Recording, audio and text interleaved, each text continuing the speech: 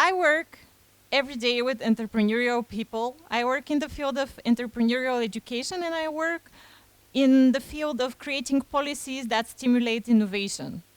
So for me, when I hear the word pivot, I'm always thinking about startups, about the constant struggle of startups to pivot to their right idea, to start once with something that they thought was the most groundbreaking idea and then pivot it at least 10 times. Some of the global multiple investors say that looking at their portfolio, some of their early stage startups pivot between 67 and 80% of their first time startups actually pivot their model minimum 2 or 3 times. And there are multiple ideas about that. It's actually very much stimulated among starting businesses to pivot their ideas early so they can adapt to a changing market, to what the global trends are, to constantly search how to improve their ideas. For those of you who are not that much interested in startups, I have another idea about pivoting. How many of you have seen the TV sitcom Friends? Could you raise your hands? Yeah, I see a lot of us are millennials or Generation Z or maybe Generation X. I see a lot of fans of Friends. There is a very infamous scene where Ross, Chandler, and Rachel are moving a couch down the staircase. And Ross keeps shouting, "Pivot, pivot, pivot." And well, they're trying to turn the couch in many different directions, but it doesn't really work out. So Chandler is shouting, "Shut up, shut up." So that's how pivoting works out, even in a simple way like this. But what about pivoting something bigger, some bigger concept that it's not as easy as moving a couch or changing our early stage idea? When we're talking about climate change, there are 1,500 ideas and concepts that have been discussed throughout the years. What you see on the slide is a perception that comes from psychology. This is the Kubler-Ross change curve, and it's actually a concept that emerged in the 60s, and it was used mostly for the 5 stages of grief among people who are sick of terminal diseases, so they can cope with the fact that they're going to die. Actually, this model was challenged throughout the years, although it's very popular. But it has emerged in a new way, and in 2020 it was used even to explain how people emotionally react to change and to sudden changes that are out of their control, like the global COVID-19 pandemic outburst. So what does it include? What are those 5 steps? First comes the shock of something that is unexpected as a change. Then comes a moment when we as people just naturally start to activate our defense mechanisms. So we start denying that something actually exists. Is there a global pandemic? Is there a global climate change? Then comes a much more emotional reaction from our side, which can be described as frustration or anger. It can lead even to depression. And then, if we actually work together and global processes function properly, we reach at some point the moment of experimenting different solutions to solve this unexpected change. Then decisions are taken, and maybe some of those decisions are integrated into policies that affect all our lives. When we're talking about climate change, I looked through many articles that were published in global media as early as the end of the 19th century. So those concepts are really old. In 1879, one article was talking about the impact human beings have on our environment and the potential negative impact it might have on future generations. This was so many years ago. What happened in between? So people were shocked for a while. Up to the 30s, in countries where industrial revolution was very much progressing, topics about climate change were very much described as we're all gonna die. People were really worried about what's going to happen.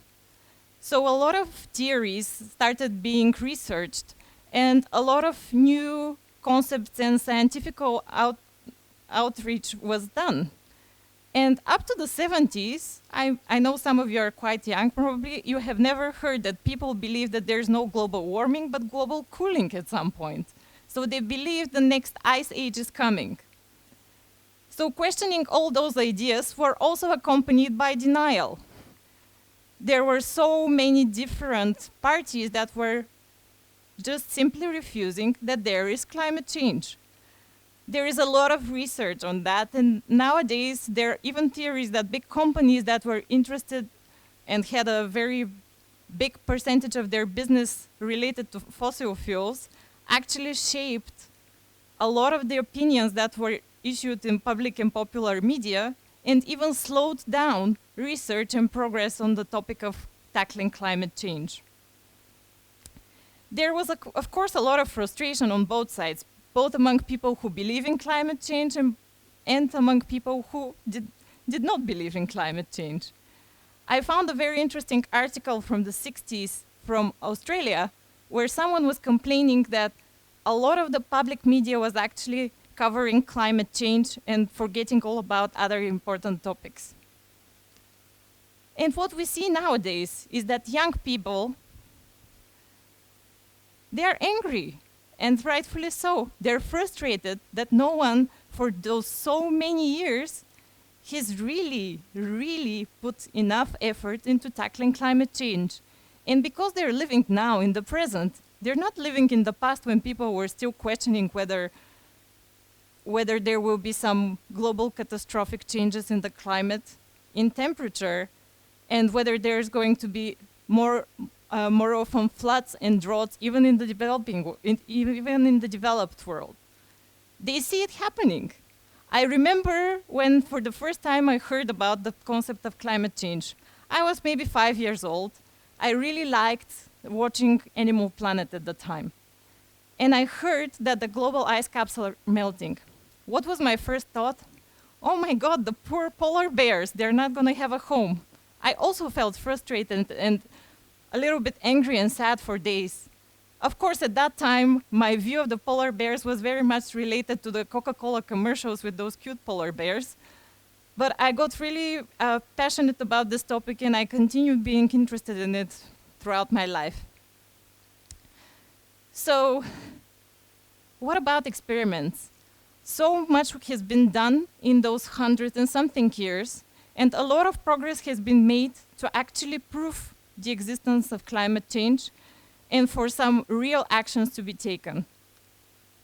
In year 2000, when some of you were probably really young, the Millennial Development Goals were accepted as a global decision of the international community to act upon different, very important topics which, in a globalized world, should put people at the same level of development. And climate issues were one of those topics. But what happened? Actually, not much of us have heard about the Millennial Development Goals. They actually existed until 2015. I myself had the opportunity to work for a development organization precisely in 2016, when the Millennial Development Goals developed into something a little bit more concise, with some more detailed-oriented steps and measures to be achieved by the global community, the Sustainable Development Goals. And because I worked in such an institution, I could see the enthusiasm of people that something is going to change policies all across the globe. However, I thought that this was common knowledge for everyone, and everyone was going to work on it. But I worked for the OPEC Fund for International Development, and I spent 2 years explaining to my friends I'm not actually selling barrels of petrol, but I'm working on the Sustainable Development Goals. That's how much people around me knew about them. And I thought, yeah, maybe it's my friends. Maybe people in more developed countries. There were such theories that the higher the GDP of a country is, the more policies and interests they have in climate change. Maybe in developed countries it's different. Something very curious was done as research in 2020 in the United Kingdom, and maybe some of you have heard about this, but climate change was mentioned 10 times less times on TV stations in the United Kingdom than cake, and more than 25 times less times than dog. And other topics related to wind, solar, alternative energy resources were even less mentioned. So what's wrong with that? Why is it that something which is so important and so evidently so doesn't get to our popular media? And what we can do about it?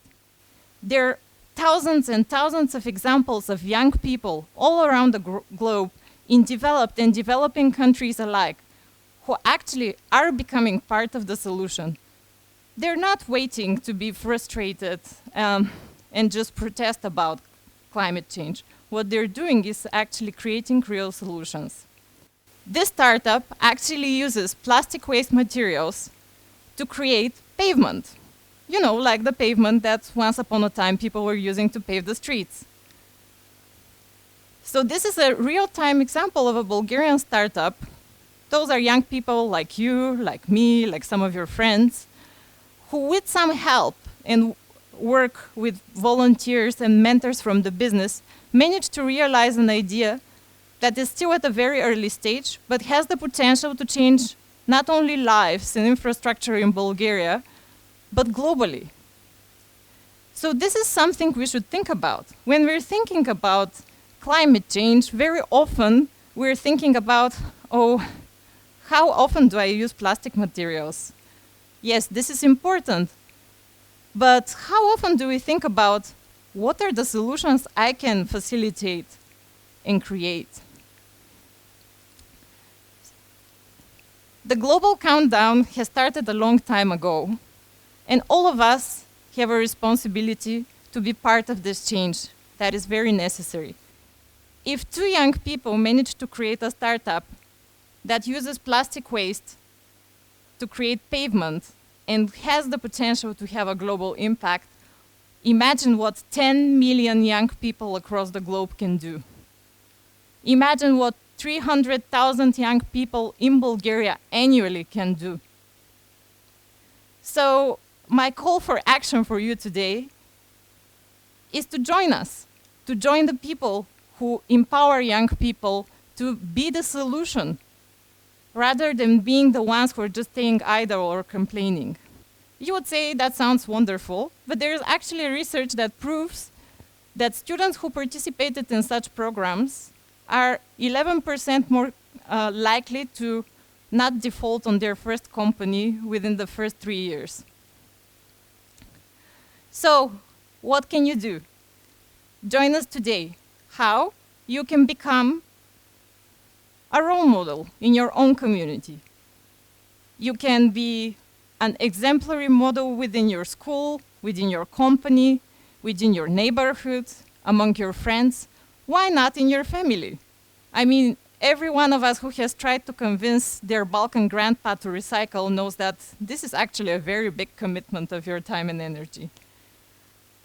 What else you can do? If you're a professional, you can actually support young people who are developing those ideas still at school and become a business mentor or volunteer.